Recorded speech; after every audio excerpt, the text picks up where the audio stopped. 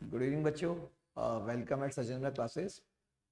कल आप लोगों का CMA इंटर का डायरेक्ट टैक्स का पेपर है, इंक्लूडिंग इन डायरेक्ट टैक्स। तो कई बच्चों के मेरे पास मैसेज है कि सर हमको लास्ट मोमेंट पे बताएंगे कि हमें किन किन टॉपिक्स पे ध्यान देना चाहिए। वैसे तो बच्चों मेरे हिसाब से अपन को सेलेक्टेड स्टडी नहीं करनी चाहिए और अपन को सभी चीज़ों को कवर करने के चलना चाहिए, लेकिन लास्ट मोमेंट पे आपको पता है कि आपको सेल्फ स्टडी के लिए अब 8 या 9 घंटे मिलेंगे, तो उसमें आप कुछ ज़्यादा नहीं कर सकते हैं। तो मैं आपको कुछ इम्पोर्टेंट चीज़ें डिस्कस करने जा रहा हूँ जो मेरे अकॉर्डिंगली आपको ये करना चाहिए। बट वंस अगेन, ये मेरे अकॉर्डिंगली इम्पोर्टेंट है, बट इसका मतलब ये नहीं है कि आपको यही करना है। अगर आपको समय मिले तो आपको सारी चीज़ों को रिकॉल करना है। सर आगे बढ़ने से पहले एक चीज़ बता दो कि आज हमको क्वेश्चंस करने हैं या केवल प्रोविजंस करने हैं। बच्चों ये क्वेश्चन बड़ा कॉम्प्लिकेट है, ये सब्जेक्टिव इशू है, ये केस टू केस डिपेंड करता है। बट फिर भी सर अगर आप हमारी जगह होते तो क्या करते? तो बच्चों मैं आपकी जगह होता तो मैं ज़्यादा से ज़्यादा प्रोविजंस करता और कुछ जो इम्पोर्टेंट चैप्टर्स है जहाँ से क्वेश्चन आते ही आते हैं, मैं उनके जो कुछ इम्पोर्टेंट क्वेश्चन जो मैंने पहले मार्क किए हैं मैं उनको देखता। सर पहले DT करे या GST करे, इन सभी बातों का मैं आपको जवाब देने जा रहा हूँ कि हमको क्या करना चाहिए।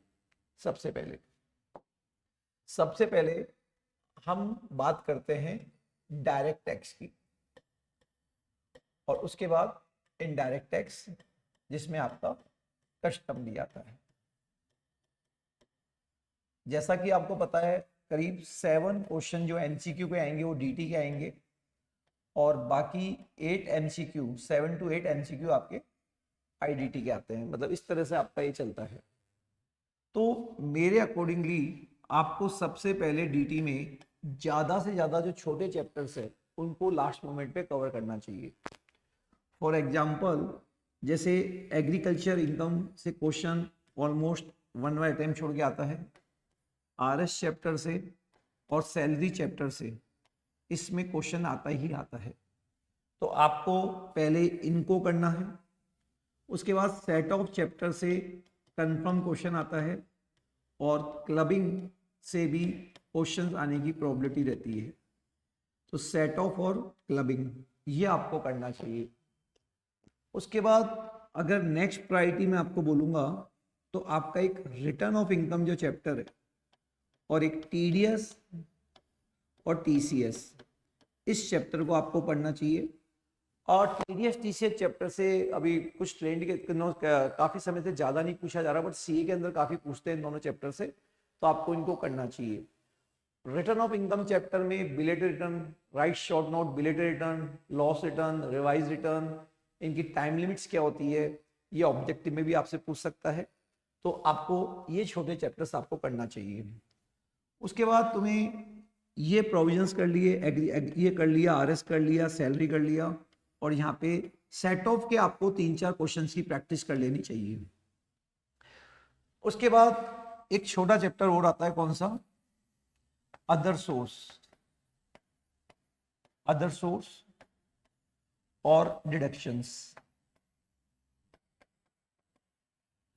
ठीक है, इनके क्वेश्चंस करने की जरूरत नहीं है। अदर सोर्स के 2-3 क्वेश्चन मॉड्यूल में दिए हुए हैं, वो अच्छे क्वेश्चन है, वो कई बार पूछ लेता है आपसे। तो प्रायोरिटी क्या रहेगी? सबसे पहले agriculture, RS, salary, set of, clubbing और ये वाला, उसके बाद अदर सोर्स और ये, और लास्ट में जो आपका बिजनेस एंड प्रोफेशन आता है उसके 3 तरह के क्वेश्चन आते हैं। एक क्वेश्चन आता है डायरेक्ट मेथड से, जहाँ कैश बुक आती है, और एक इनडायरेक्ट मेथड के जनरली एक डॉक्टर वाला P&L और एक CA वाला P&L वो आता है।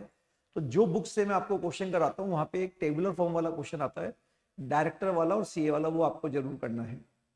और आपको जो 44 AD और 44 AE है और एक फॉर्म का असेसमेंट, इन 3 सेक्शनों पे ध्यान रखना है, इन वालों पे, और ये चीजें आपको यहाँ पे बिल्कुल ध्यान रखनी है।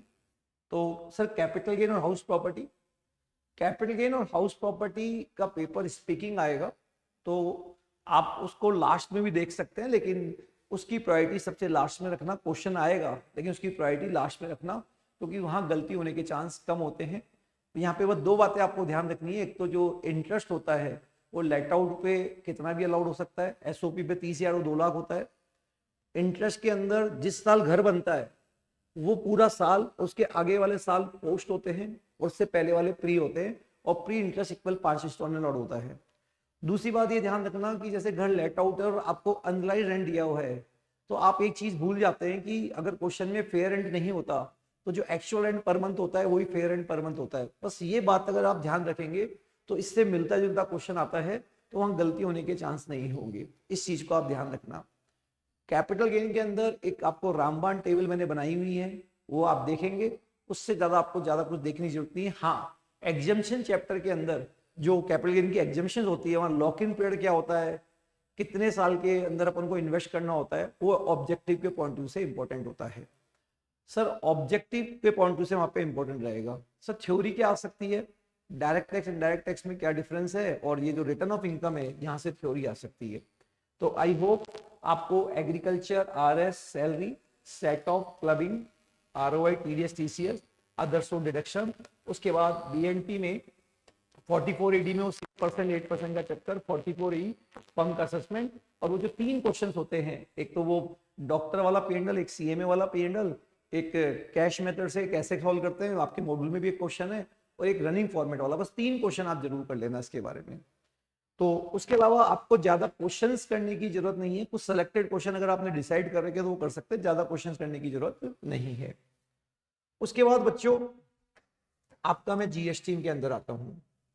जीएसटी के अंदर क्योंकि ऑब्जेक्टिव काफी इंपॉर्टेंट होते हैं, तो ये जो रिटर्न ऑफ इनकम है, इनवॉइस है, पेमेंट ऑफ जीएसटी है, ये रिटर्न के फॉर्म्स, इनकी ड्यू डेट्स क्या होती है, ये आपको पूरा पता होना चाहिए, क्योंकि इनमें से प्रोबेबिलिटी है। तो मैंने आपको यहाँ पे एक फाइल्स भेजी हुई है, ऑब्जेक्टिव फाइल्स, अगर आपके पास नहीं है तो भी मेरे से वापस ले लेना।